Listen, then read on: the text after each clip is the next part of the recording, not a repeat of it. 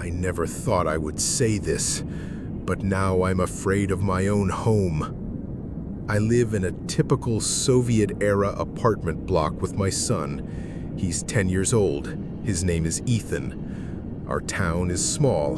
Most people have long since left in search of a better life. Only pensioners remain, and people like me, those who have nowhere else to go. The building is old. The plaster is peeling, the pipes are rusty. The walls are so thin you can sometimes hear neighbors coughing, arguing, or watching TV. My husband left a couple of years ago, and since then, it's just been my son and me. I thought things couldn't get any worse. I was wrong. Mr. Harris lived above us, or rather, lived. He died 3 months ago, a stroke. I remember late at night when they carried his body away, the apartment smelled of damp and medicine.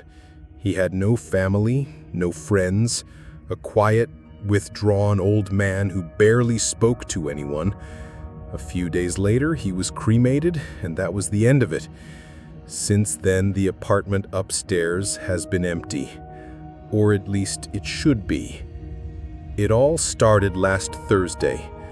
I tucked Ethan into bed, lay down myself, and lazily scrolled through the news on my phone. The house was quiet. Only the kitchen clock ticked steadily. And then, from above, there was a thud. A dull one, as if something heavy had fallen onto the floor. I frowned. Maybe a cat had slipped into the empty flat through a window, or a draft slammed a door.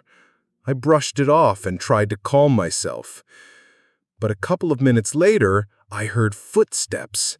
Slow, heavy, with that dragging sound, like someone in slippers shuffling across old parquet. My insides went cold. The next evening, it happened again, but this time the footsteps stopped directly over my bedroom, and I clearly heard something begin to scrape across the floor. Uneven, broken, as if claws were dragging across the boards. The rasping went on for a long time, an eternity, at least 2 minutes. I couldn't stand it and went up to check. The landing was dark. The bulb had long since burned out. Mr. Harris's door was boarded shut and sealed. Layers of dust on the handle told their own story. No one had gone inside for months. And who would be moving furniture at 2 in the morning? Saturday was worse. Ethan and I were having dinner when a horrible screech came from above, as if someone were dragging furniture across the floor, loud, shrill, with a crash. The chandelier shook, the walls trembled. Ethan turned pale and said he saw dust trickle down from the ceiling right over his bed. I tried to calm him, but that night I woke up myself. I woke because it was too quiet. Absolute dead silence. Not even the dogs outside were barking. And in that silence, there came a creak. Someone was walking slowly across the ceiling. Step, pause, step, pause. I lay still, counting my heartbeats, and then right above my head came a long rasp, as if something sharp was biting into the boards, and then a voice. Low, dull, a whisper, yet so clear it felt like it was pressed right against my ear. Don't go upstairs. I froze. My breath caught. My heart pounded so hard it felt like it would burst. I went to Ethan's room. He wasn't asleep. He sat under the blanket, his eyes shining in the dim light of the night lamp. Ethan, there was a man standing by my bed. I saw him. And then he left, into the ceiling. His words cut right through me. I hugged him, but I was shaking even more than he was. The next day, I couldn't take it anymore and called a friend from building management.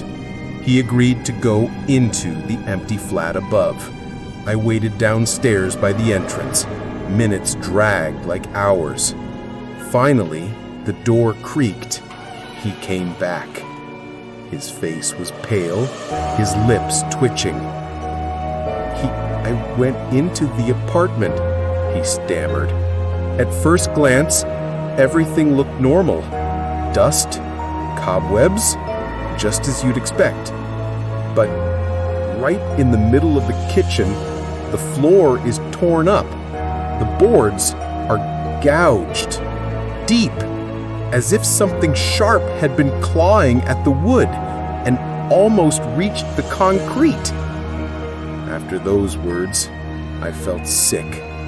Since then, I haven't slept in the bedroom. I dragged a blanket into the living room, leaving the lights and the TV on all night. But it doesn't help. Every night, exactly at 3 a.m., the footsteps begin above my head. Slow, heavy, and with each night, they grow louder. Sometimes I catch myself thinking they're not only above anymore, as if he really is searching for a way down.